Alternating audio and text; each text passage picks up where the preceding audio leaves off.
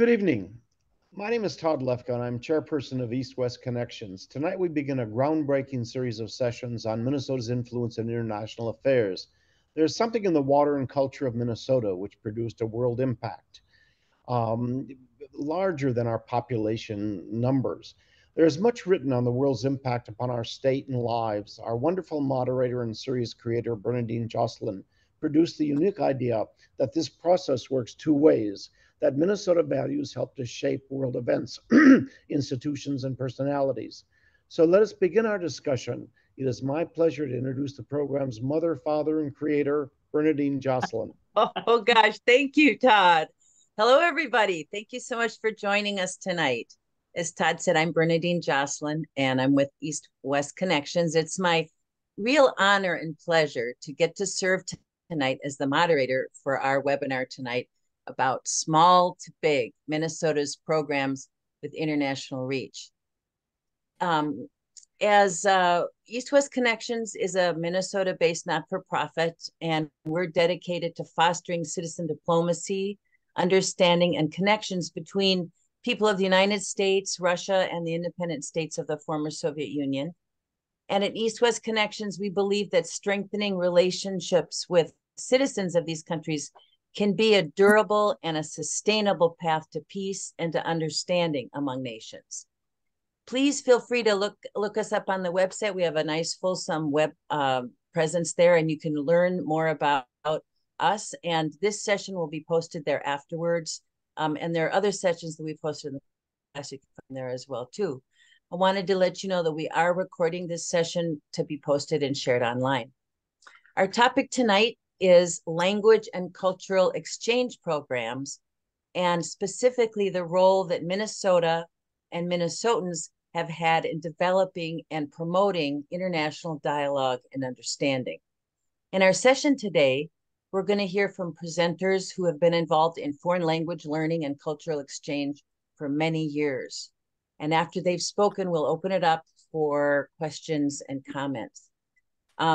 The webinar will be available, as I said, online. It's also going to be shared through our partnership with the Forum for Cultural Exchange with Russian speakers in Russia through the American Center in Moscow.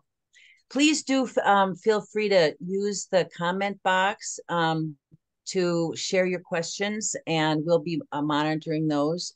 To start out tonight, I'd like to invite everybody to type in the chat box where you're joining us from. I'm joining tonight from Grand Rapids, Minnesota, near the headwaters of the Mississippi River. And it'll be fun to see the breadth of folks joining us tonight. Please mute your computer in the meantime, and when we get to Q&A, I'll look for your questions. I wanted to just give a quick overview about why we're gathered here tonight. I think Todd did a nice job of explaining that we were really inspired to offer this series by Minnesota's substantial international reach, kind of uncommon and outsized. Here in Minnesota, we've been fostering international connections for years, and there really are a wide range of opportunities for individuals to become involved in this kind of cultural exchange and intellectual exchange. And tonight, people will feel inspired to do more of that.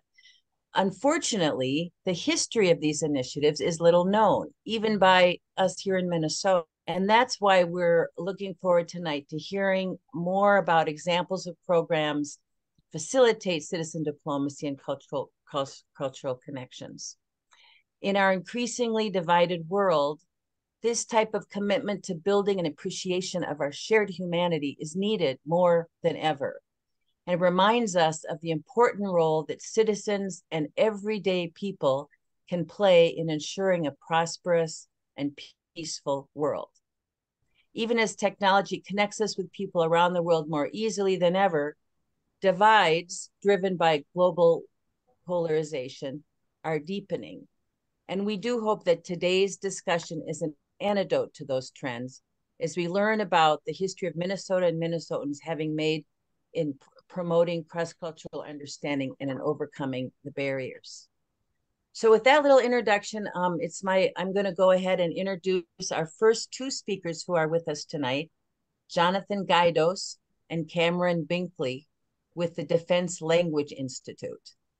Cameron is the command historian for DLI, the Foreign Language Center, and also the historian of the Presidio of Monterey, and he has served as an Army historian since 2007. Other positions Cameron has held include research historian for the National Park Service, arms control research assistant at Stanford University, and non-proliferation project manager at Middlebury Institute of International Studies in Monterey.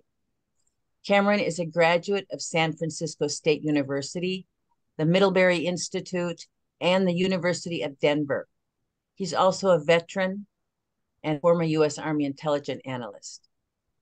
With Cameron tonight from the Defense Language Institute is Johnathan Gajdos, who currently serves as the Associate Provost for Undergraduate Education at the Defense Language Institute's Foreign Language Center. He oversees resident foreign language instruction across 8 undergraduate schools. His prior assignments during his career include Dean of the Persian Farsi School, academic advisor in the Institute's Washington office, and teaching team leader and instructor in the German program in the former European and Latin American School. Dr. Gajdos also has taught at Monterey Peninsular College, the University of Iowa, and Technische Universität Dortmund in Germany. He earned a PhD and an MA in Germanic linguistics from the University of Iowa, a bachelor's degree in German from Germantown, and a graduate certificate in public administration from the University of North Dakota. With great difficulty, we persuaded Johnathan to speak to us tonight in English and not Persian or German. So with that, I'll turn it over to our 2 guests from DLI. Thank you so much for being with us. Good evening, folks. Hopefully we're going to show my slides first. This is Cameron. Okay.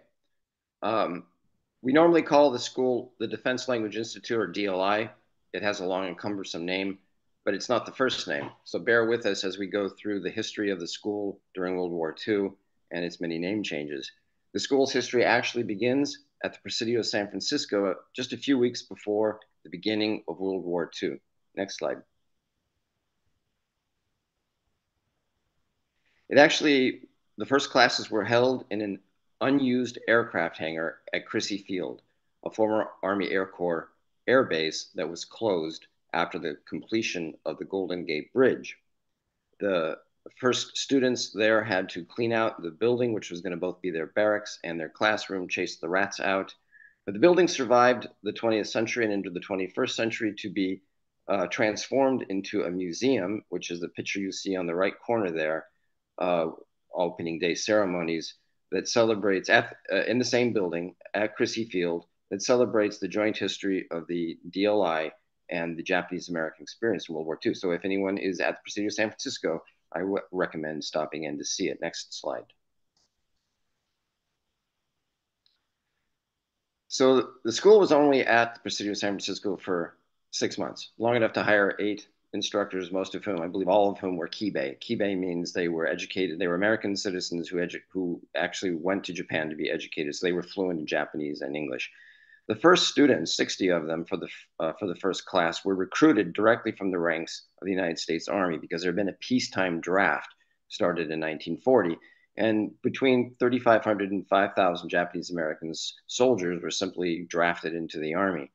And so what the founders of the school did was they went out and interviewed about 3,500 of these soldiers that they could find and just tested them on their language abilities, and they picked the best 60 to start the first class. Next slide. Which was called the 4th Army Intelligence School. So before there was a language program in the Army or a language school, if you wanted to learn a language, you basically had to go over. You either brought the language with you as an officer or you went overseas.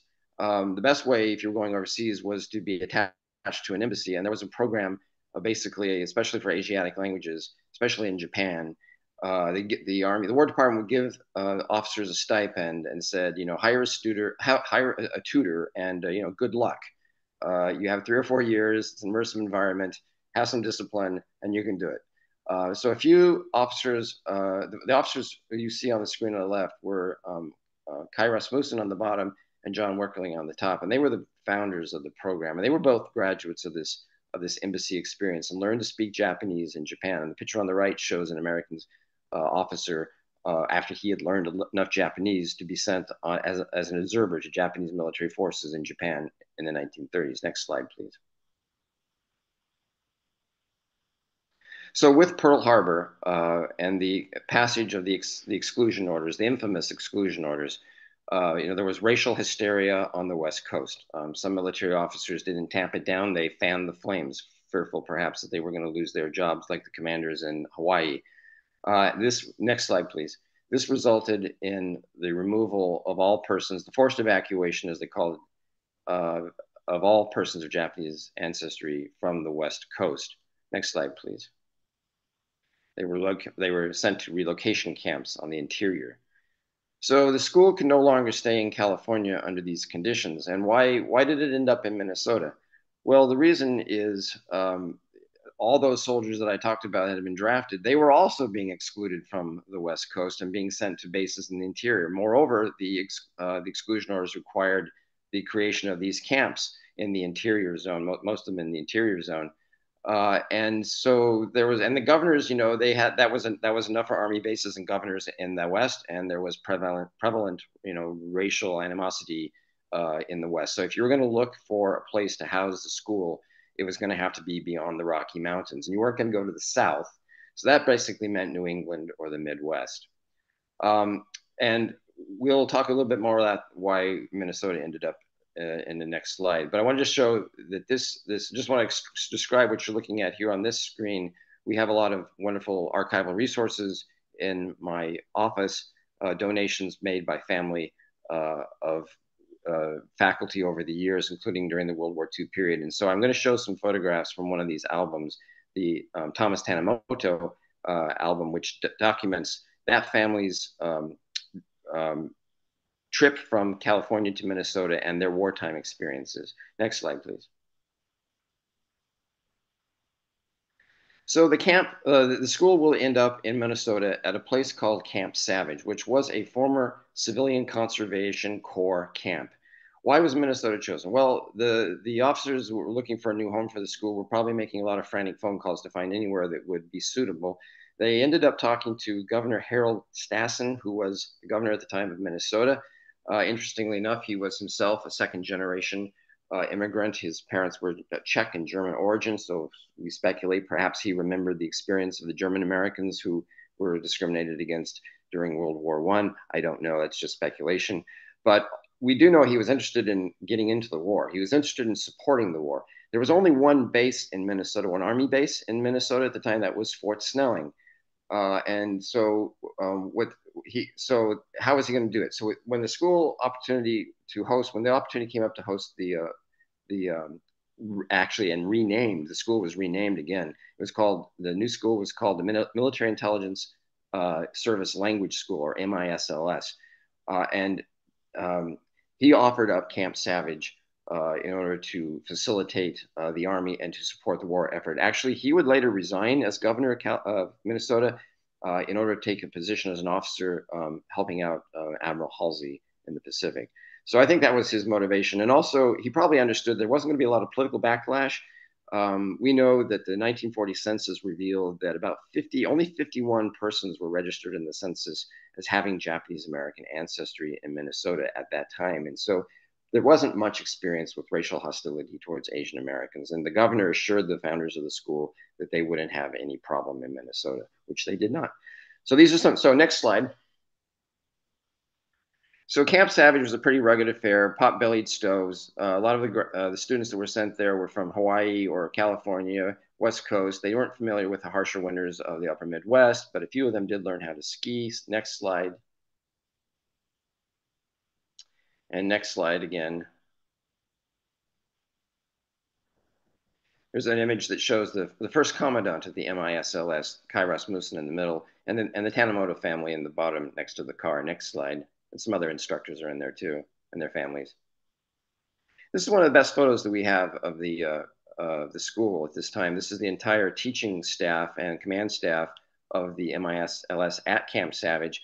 The civilian instructors are nicely decked out in their best business suits. And the folks in uniform were actually graduates of the first course at the Presidio of San Francisco. They were retained to be instructors as the school continued to expand during the war, and would ultimately train or graduate more than 6,000 students by war's end. Next slide, please. Just as an aside, one of the students that would go through was a Chris Ishii, Tech Sergeant Chris Ishii, who happened to have had a job at Walt Disney Studios as a cartoonist before the war, and he would create the MISLS, or the MI Gopher emblem that the school would use during World War II. This is not our current emblem, by the way. Next slide, please. So as the first students have been recruited from draftees, most of the students during the war would be recruited from the war relocation camps. Next slide. Or Hawaii. After a couple of years at Camp Savage, opportunity opened up to move the school to Fort Snelling, which was nearby. It offered much better accommodations, and the students, so the school moved there and was located there from 1944 to 1946. Next slide. Some of the things students did: they played baseball. They did participate in local parades. Students were thrilled when the first WAC linguists arrived in mid-1945. One class would actually finish and be sent to Japan for occupation duties before the worldwide recall of WACs was begun. The Army waited very long to allow women to serve as linguists because they were afraid they would get into combat, which wasn't going to happen. Next slide, please. One of the other things that was a tradition at the school and very popular was the MISLS choir. So students would sing traditional Japanese tunes or songs, and you can see them performing live for a broadcast of a local Minnesota radio station. You'll also notice there are some WACs in the audience there, and I'm wondering if the good attendance by the men in the choir was because of the presence of women. Next slide, please. And there were indeed several marriages between Nisei WACs and Nisei soldiers at Fort Snelling in the old chapel there. Next slide, please. So what the graduates did after they left Minnesota was some of them did see combat. Down left side, you'll see some soldiers with Frank Merrill fighting behind enemy lines in Burma. They, of course, in the upper right corner, you'll see soldier POW being interrogated. So they interrogated thousands and thousands of POWs during the war. At the end of the war, in the left-hand corner, upper left, you'll see interpreting for surrender ceremonies in the Philippines. And in the lower right corner, you'll see after the war, interpreting for war crimes trials. Next slide, please. Next slide. We did have some graduates who, of course, were unfortunately killed during the war. One of them was the family of Tech Sergeant Terry Mitsutari, who's shown here. And he is actually memorialized at DLI. We have a building that's named after him. Next slide, please. So with the end of the war, you'll see a nice photograph there of some soldiers on VJ Day in a Minnesota barbershop. I leave you with some of the words from the album of the Tanimotos, probably written by Mrs. Tanimoto, expressing the gratitude of their family to the Minnesotans who did not have the racial attitudes that was prevalent on the West Coast at the time. And I'll leave you with that. There's one other, if I got a second later, we can go to the next slide. And so why didn't the school stay in Minnesota?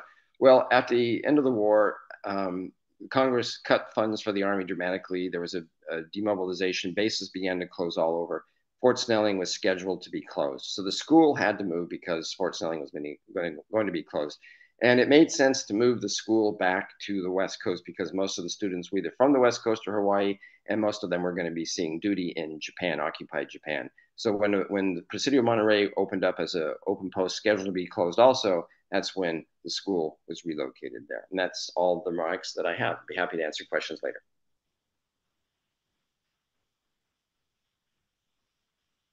Right, and I'll pull up my slides to talk about DLI today. Just one moment.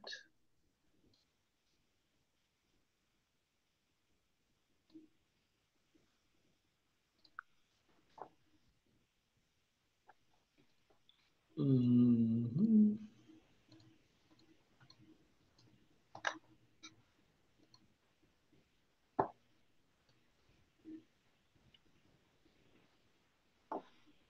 One moment. So I had a blank screen.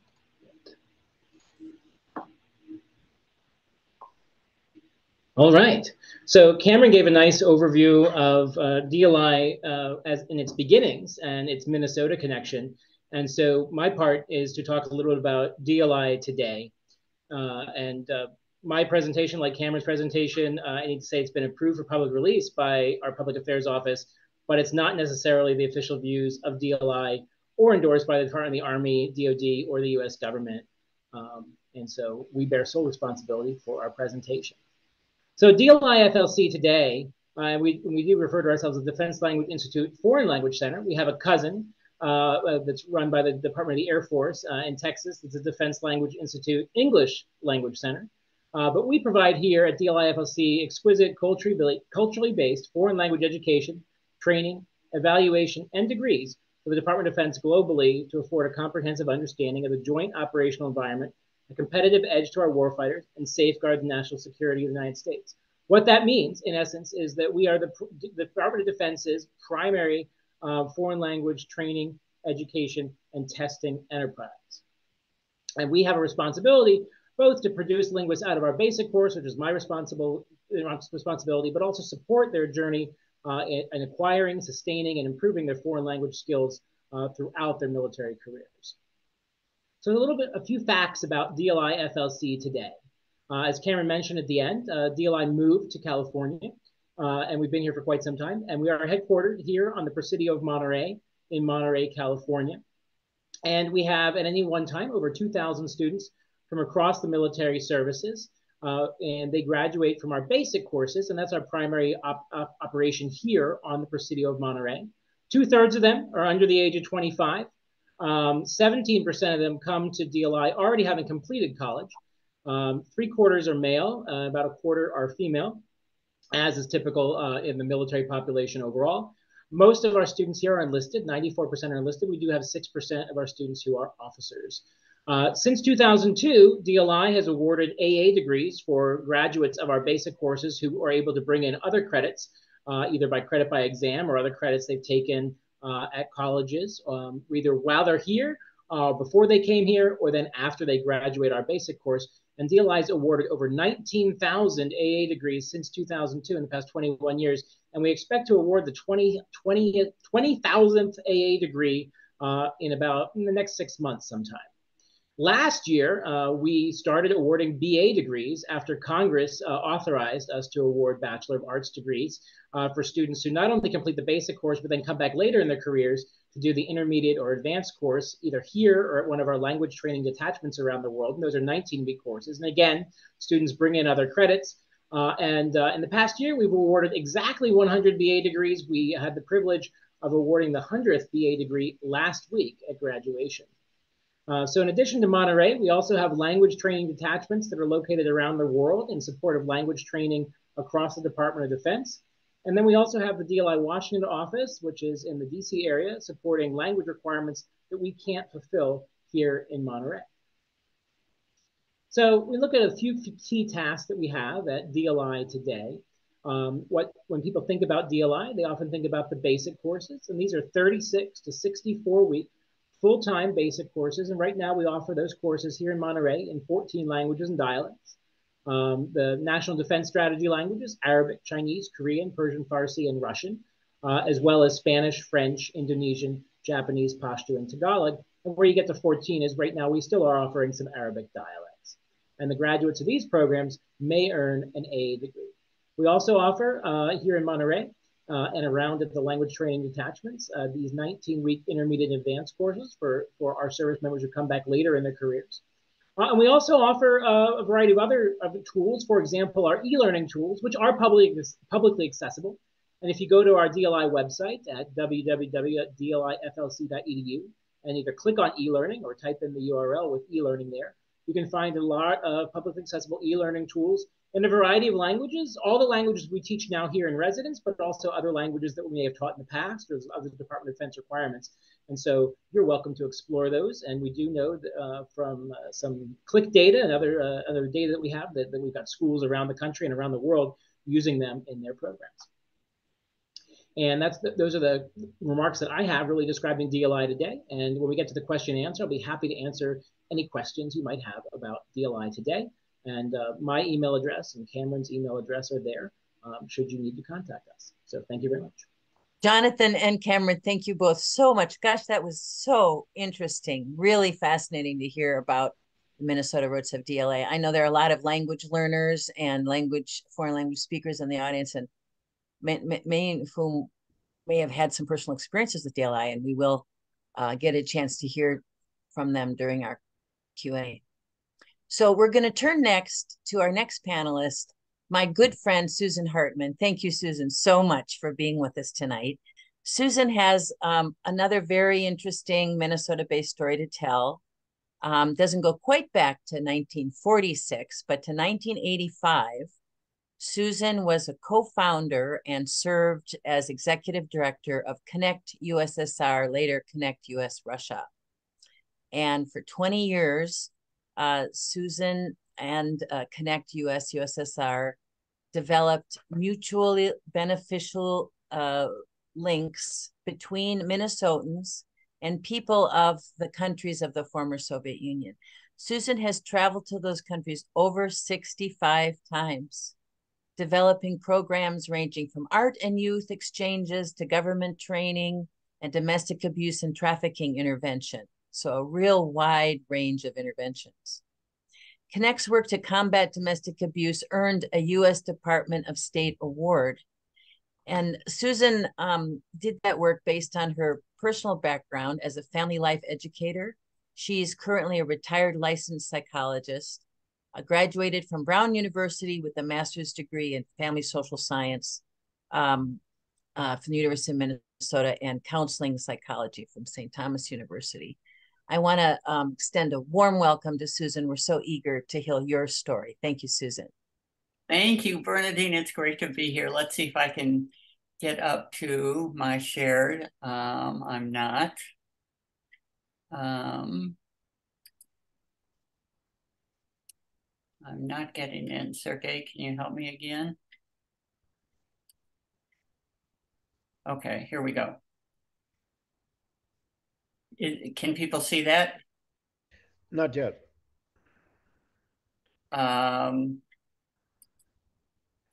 have my shared screen.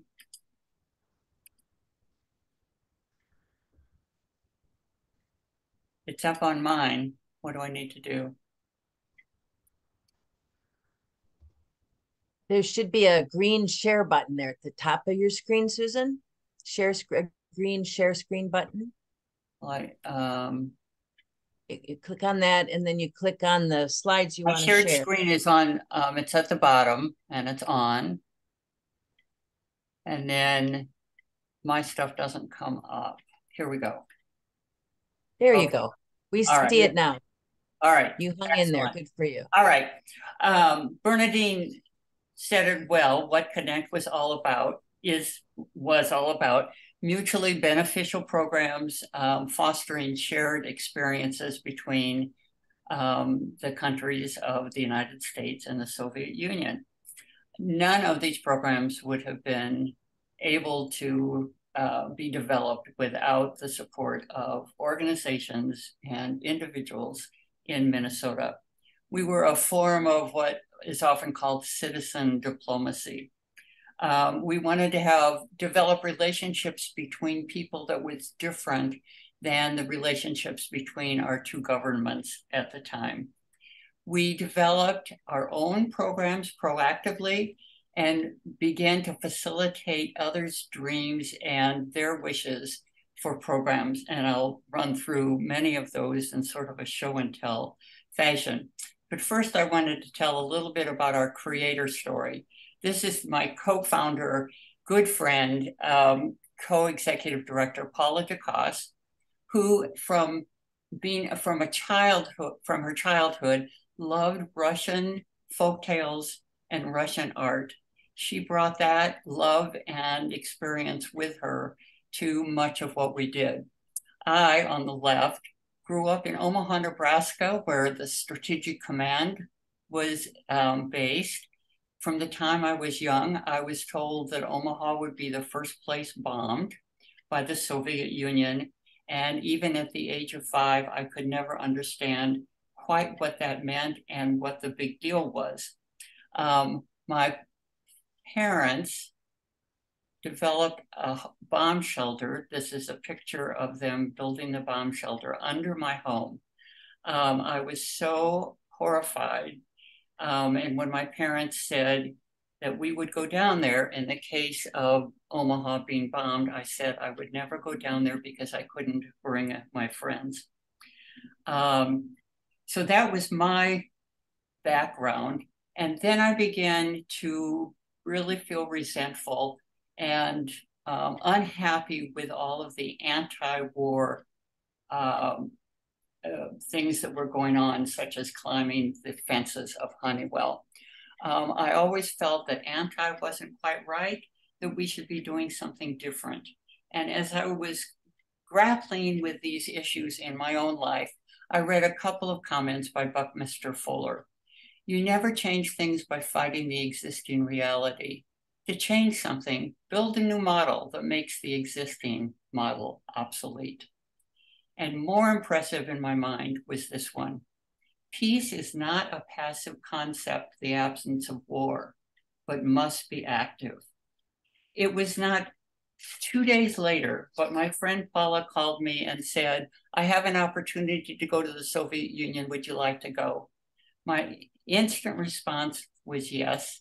And in 1984, we took our 2 daughters, age 16, to Russia, Georgia, Armenia, Estonia, and Lithuania through a program through the Citizens Exchange Council. It changed our lives. What was going on in Minnesota at the time? People were open, curious, generous, had a great deal of energy to meet people from different countries. Willingness to be engaged, a volunteer spirit. They were creative, they had courage, they had philanthropy, and there was great local press interest in what we were doing, as you'll see in some of the press pieces that I'll follow up on. But I also wanted to add, I didn't get this in, Northwest Airlines was incredible. We would carry over cartons of art. We would carry over computers and fax machines, and they would always let us take them without charging us anything. Our first programs that we did soon after our 1984 first trip, there were 2 based on our 2 different interests. I had a friend of mine, a mentor of mine, Regents Professor Reuben Hill at the Family Social Science Department at the University of Minnesota, had told me about a person he knew who was the head sociologist at the University of Moscow. They had met at an international conference. He said, when you go on your first trip, meet this man. I was able to meet him, and as a result of that first relationship, again, everything was built on relationships. We developed a partnership between the University of Minnesota Family Social Science Department and the Moscow State Sociology Department, going back and forth, teams of sociologists going back and forth, ending up in the development of this book that was published, The Families Before and After Perestroika. Each chapter written by a team of a Minnesotan and a Russian. One of the people in that group was Igor Kohn, who is a famous sociologist in Russia, a sex researcher, and the Minnesota Trib published this article. Paula, on the other hand, because of her art interest and the connections we made in Georgia and Armenia particularly, developed an art project that took art back and forth that the children had developed. The project moved from city to city throughout Minnesota.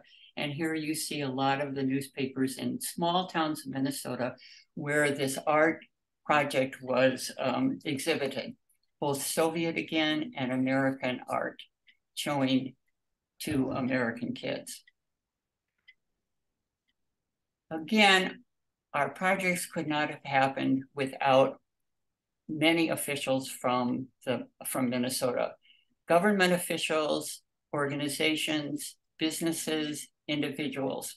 So here's my show and tell about how some of these people contributed. George Latimer and Don Fraser, mayors at the time, joined me in celebrating the sister city relationship that we developed in Novosibirsk with a parade throughout the downtown Novosibirsk. Later on, we all remember Gorbachev coming to Minneapolis. I was honored to be able to meet him and shocked to find Raisa, his wife, telling me that she had heard about our family-to-family exchange. It emboldened me greatly to know that our experience was reverberating to such high levels in Minneapolis.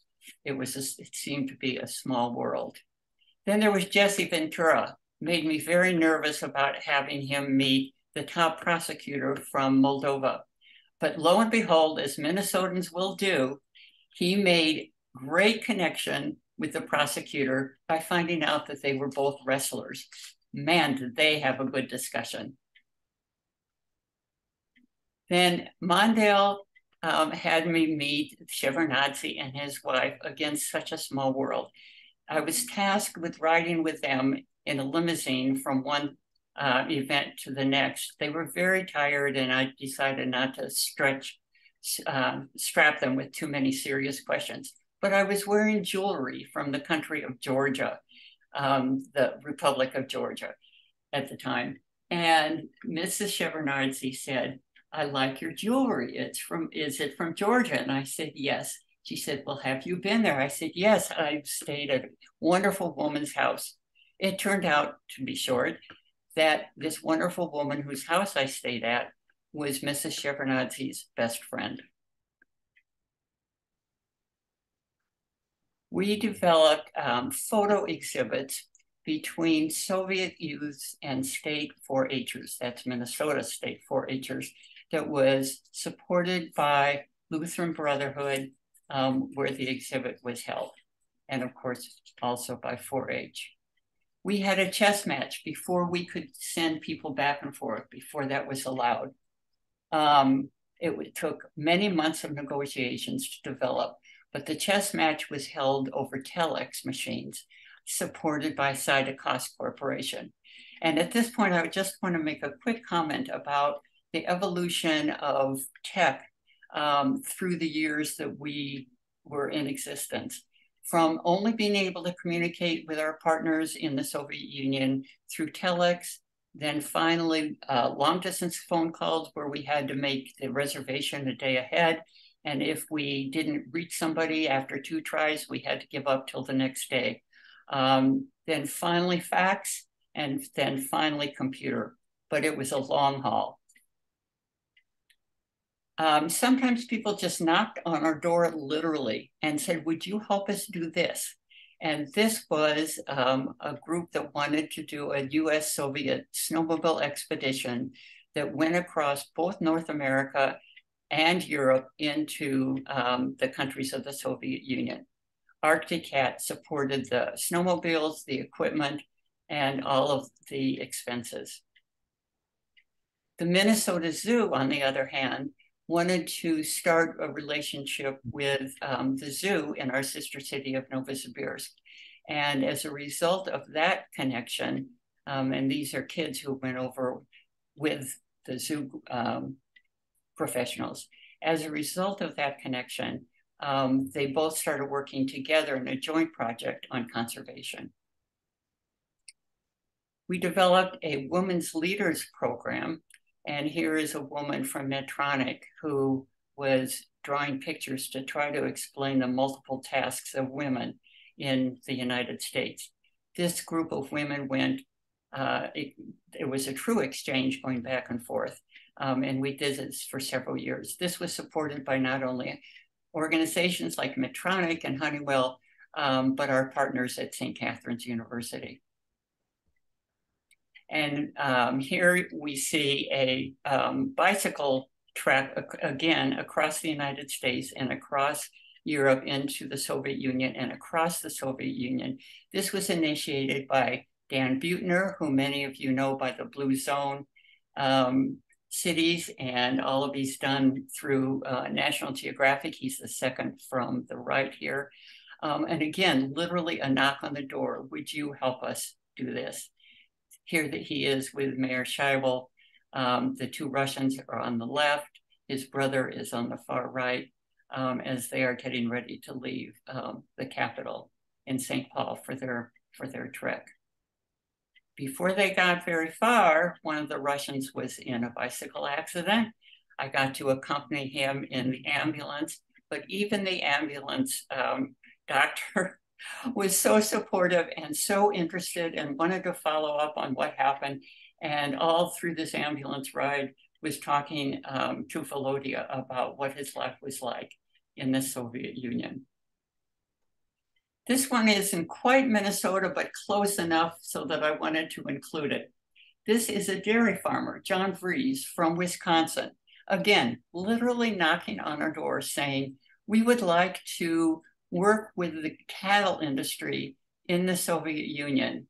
We made some connections in the Moscow Oblast, and one of my most wonderful experiences, I felt like such a great mother, was carrying over a canister of cattle embryo, dairy cattle embryo on my lap, all the way across. Again, Northwest was wonderful. And there now are cattle, much better dairy cattle growing in the Moscow Oblast. I was informed by one of our partners there that the most beautiful cow was named Susan. And then there's Chuck Ritchie, who you'll hear from in just a few minutes, who was a wonder for us, joining us early, being our greatest supporter, and chairman of our board for a long period of time. There were some marriages. There were lots of trips between children here in the Soviet Union. This one is down the Mississippi River and then across to Novosibirsk down the Ob River. And I must say that the Minnesotan professionals who were willing to come and talk to our delegates were just, I don't know that anybody ever refused to say, yes, of course, I'll come and share my information and what I know. As you know, this is Sheila Wellstone. One of the most important things that we developed was from my own interest in domestic abuse. And again, making connections from the very first trip where I talked to Igor Cohn off to the side and said, is there really domestic abuse in Russia? And his answer to me was, of course there is, but if you want to be welcome here, you better not talk about it for another 5 years. 5 years later, I had made the connections that led me to meeting with Boris Nemtsov, who said, yes, we will have this in my region. This is when he was governor of the Nizhny Novgorod Oblast. You will have it in my area and I will make it happen. And he did. We took over multidisciplinary teams to work with multidisciplinary teams in Russia, and they came back and forth often. Here's an article about the Russians riding with the Minneapolis police, and John Locke's going back to Russia, Artemis, to work with police, talking about how to change domestic abuse. And here is a shelter that was built in the Nizhny Novgorod Oblast as a result of our exchange. They had started to build one, and when the team was here looking at several of our areas, they decided that what they had started to build wasn't quite right. So in true Russian fashion, they tore it all down and started building all over again. And this was the final result, a magnificent place that was focused on domestic abuse sheltering. From what I understand, it is still in existence, although the laws that decriminalize or that criminalize domestic abuse have now been taken off the book in Russia. The impact has been dramatic. There have been things like this little girl, a dear friend of mine's daughter, would not be alive today without heart surgery that was supported by teams of heart surgeons here and the Children's Hospital, all free of charge. This man, an artist from Moscow, would not be hearing today if he had not been in Minneapolis supported by the Sharkey Foundation and several doctors. We are proud of what we had done in our 20 years existence and feel like, really believe that we helped many people meet their dreams and supported their endeavors. I'll be glad to answer questions later. Susan, thank you so much for that story. I'm very touched, and I'm delighted that our audience had a chance to hear that story from you. How gratifying. And we've got a little look at our final panelist tonight, Chuck Ritchie. Chuck was featured as a hero in Susan's story, so you can only imagine the experience that he has to share with us. Chuck is a true citizen diplomat. He's a degreed in Russian civilization from Dartmouth College. He's got a master's in teaching Russian from Indiana University, and for many years was the dean of Concordia Russian Language Village, Lesnaya Ozera, here in Minnesota, another gem in our international crown. Chuck's first trip to Russia was 1967, when he led a group of young people from the YMCA there.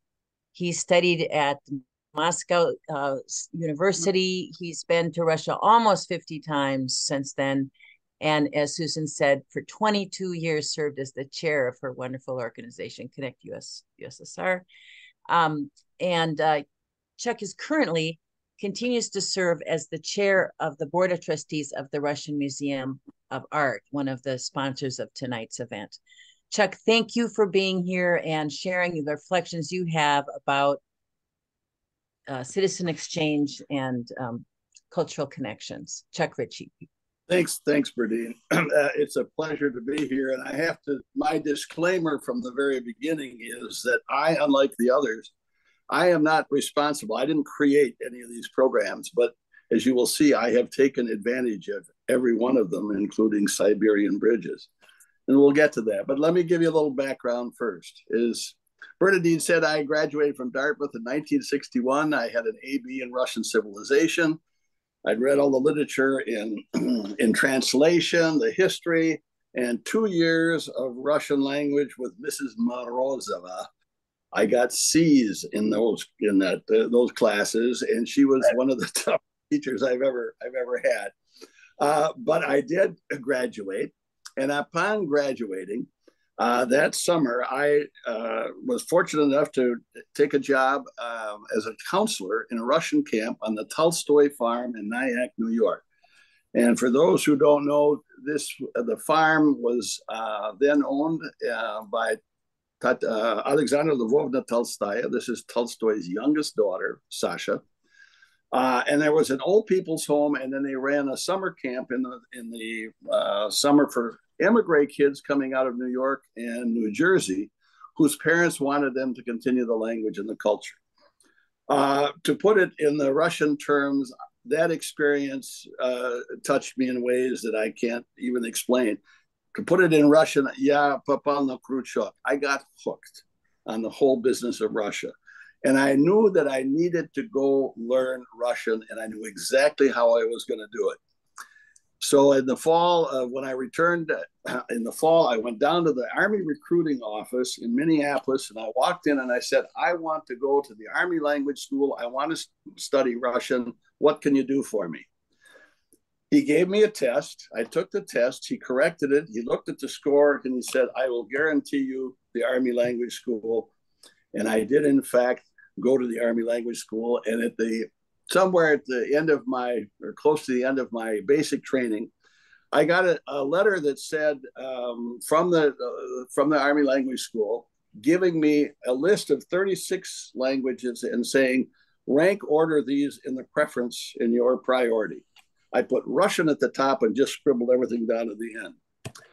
And I did go to Monterey. I studied for 47 weeks, Korean, which was my number 32 choice. And I spent 15 months in Yeongdong-po, Seoul, Korea. And I have to tell you, it was one of the best experiences of my life for two reasons. Number one, I learned the value of language. And it wasn't just what we were working with every day at our desk translating, messages coming down from the DMZ looking for troops. It was the fact that language became the conduit by which I was able to access the culture and the people. And that was the one experience that taught me the value of language beyond any other. And of course, when I came back in 1964 in the fall from Korea, I still had this bug about Russia. The Korean experience was wonderful, but I still wanted to learn Russian, and I had no idea how I was going to do it. It turns out that in December of 1964, I went back to my high school, Blake, which was a private school that I graduated from in Minneapolis. And I went to a hockey game where my former hockey coach and my Latin teacher was still coaching. At the end of the second period, he literally dropped to the floor, and 2 hours later, he passed away at Methodist Hospital. A tragic event, but it created a situation where his colleague, who was also teaching Latin, had started a Russian course. And they asked him to take my former coach's Latin classes, and then they came to me and they said, Chuck, would you come and teach Russian? I started teaching Russian at the Blake School. And when the students were on page 95, I was on page 115. And people asked me how I learned Russian. I said, well, I learned it by teaching it. And there's some truth to that. But what it was a start.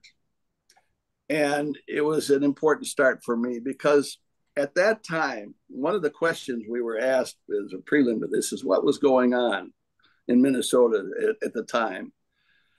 There was what the Russians call a correlation of forces. On the one hand, in the state of Minnesota, actually in the Twin Cities, there were at the peak time, there were like 10 to 12 schools, high schools that were teaching Russian in the metro area.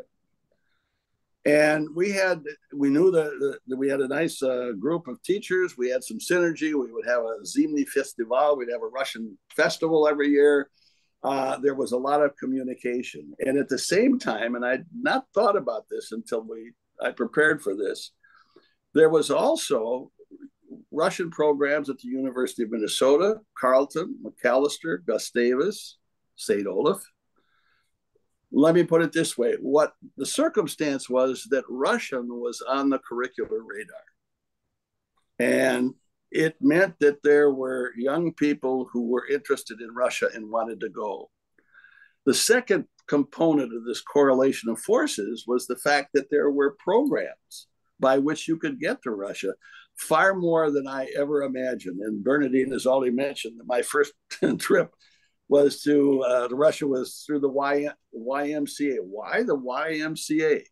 They came and wanted to create an exchange and asked me and my wife if we would take the group over, which we did. They never sent the exchange group back. In 1967, they weren't about to. But that was the first of what was some 47 trips to Russia or the Soviet Union. And Bernadine also mentioned Concordia language villages. And the first trip we did with them was in 1972. We drove Volkswagen minivans in through Poland, Kiev, Moscow, Leningrad. We camped the whole way and came out through Leningrad. And since that time, I honestly can't remember how many trips we did, but it was one of a source And of course, we were drawing from kids, not just from the Twin Cities, but from all over the country. There were other programs like sports ambassadors. 2 times we took hockey teams to Moscow and Leningrad, and in one of those cases to Czechoslovakia as well, to play hockey. There was 2 times that we used people-to-people initiative for understanding. I myself was fortunate to study at Moscow University twice through the IREX program, which was a teacher exchange. So there were opportunities for me and for young people to go, and then all of a sudden along come 1984, 85, Connect US-Russia with Susan Hartman and Paula DeCoste. And Susan, I've tried to put together all this, and it's incomplete, I know, but we had, I look back, there was a soccer exchange, of course. I saw one that saw a youth symphony program. There was an exchange with Trier and Blake School, my school. There was a wonderful exchange with Twin Cities, Novosibirsk, School 130 and School 10 in Akadem Garadok, where we met wonderful people. There was this one, I'm not sure on it. A group that had a focus of local regional self-government, which is a topic to think of when you're dealing with the Soviet Union, environmental science, and so on. So what have you. So one of the things for me is that I was able to take advantage of those, and those were all youth programs beyond the other things that she talked about. The significant part to me at that time was the fact that this was really the first time we were able to get the exchange part of it, where we could get the Russian kids coming back and coming here, and that just made it that much better. So it was so I feel very fortunate in terms of my association with Connect US-Russia. And unfortunately, in about 2007, our funding ceased, and I started asking myself, now what do I do? And strangely enough, again, circumstance, I met a man by the name of Tom Dickinson, who is a concert pianist who lives in Minneapolis. In 1988, he was coming back from China, having arranged some concert tours. And on the train, he was taking the Trans-Siberian back through Russia. And on the train, he was in a coupe with some people from Chita, which is a little city that's out closer to Mongolia. They got interested in the fact he's a pianist. They convinced him to get off the train, which he did. He met some people, and he arranged a concert that he came back and fulfilled the following year. And that was the beginning of Musical Bridges, which later morphed into the organization Siberian Bridges. And I met him, and I was part of that, the president of that, or the chair of the board of that organization. And several programs, the most important one of which, and it had a tremendous impact on me and others, was a program with supporting a children's orphanage in Petrovsky-Baikalsky. And let me suffice it to say that the status of orphans, whether they be real orphans or social orphans in Russia, they're damaged. Orphans are damaged goods. And we got involved with a woman in an orphanage, a director and a staff that created circumstances for these kids that were unbelievable. I've never seen anything like it in terms of the kind of efforts that they made to give these kids the self-confidence, the self-assurance that they need to go out in a terrible situation and make a life for themselves. So anyway, that's another story. But with my few moments left, I want to do a Paul Harvey, and I want to tell you about the rest of the story, because there's a subtext here that I think needs to be admitted to, and it speaks to a time from the beginning, and I can't tell you how long it lasted. It lasted too long, but there was a time when my focus was really bent on trying to convince the Russians that democracy is the way to go. Communism, it doesn't make it. And I'll give you a metaphorical exchange that I had with a guide one time, Yulia, lovely young lady. She spoke beautiful American English. And we got to talking about world peace and what we could do. what the United States, what the Soviet Union could do. And I literally, and I have to admit this, I was baiting her. I wanted to put her in a position and show her my stuff. So I started out by saying all of the things we could get out of Vietnam, we could do this, we could do that. And I thought I was being very gracious in my what I thought the United States could do. And I said, Yulia, what can the Soviet Union do? And to this day, word for word, I can quote her. She looked at me in the eye and she said, Chuck, I believe the Soviet Union is a perfectly peace-loving country, and there's nothing more that we can do to further, well, world peace. End the conversation. I mean, and I sat there and my jaw dropped. And I thought, duh. 2 years later, I'm having lunch with her at McDonald's. And I bring up this conversation, and she immediately starts laughing. And she says, Chuck, you understand, don't you? And I said, understand what? I had no idea what she was saying. She said, I had to say that. And all of a sudden, I thought to myself, oh my God, am I that far off base? And to put this in a context and to shorten the whole thing, let me tell you, let me share my favorite quote because it explains the situation I was in. It's by a man named Wade Davis, who is a cultural anthropologist. He's done a lot with National Geographic. And on my door, on the den, my den, there's this quote: "The world in which you were born is just one model of reality. Other cultures are not failed attempts at being you. They are unique manifestations of the human spirit." And I looked at this and I started thinking of Susan and Paula and Tom Dickinson and a lot of other people who figured that message out long before I did. And lo and behold, when I started looking for those unique manifestations, lo and behold, they were there all the time. And on the one level, there's, I go back through the history, I go through art, I go through the music, think of the wonderful manifestations of the human spirit. And all of those, they feed and they nourish the intellect. But what I found, thanks to Connect and thanks to Siberian Bridges, that there's another manifestation of the human spirit, and that's the people. What I like to refer to as the better angels. And it's the better angels that touch and stimulate your heart. Todd or Chuck, that was so beautifully said. And that's where it is. That's what people are about. And the thread that I want to pull through this is, and it was wonderful to start, Cameron, with you and Johnathan and that early history about how to make language accessible, because as we were preparing for tonight, the other kind of aha that we shared was how important and helpful it is to learn language and be able to, and that ability to communicate with one another in Russian or in the language has made a profound difference in the satisfaction and the depth and quality of the connection that we've been able to make internationally.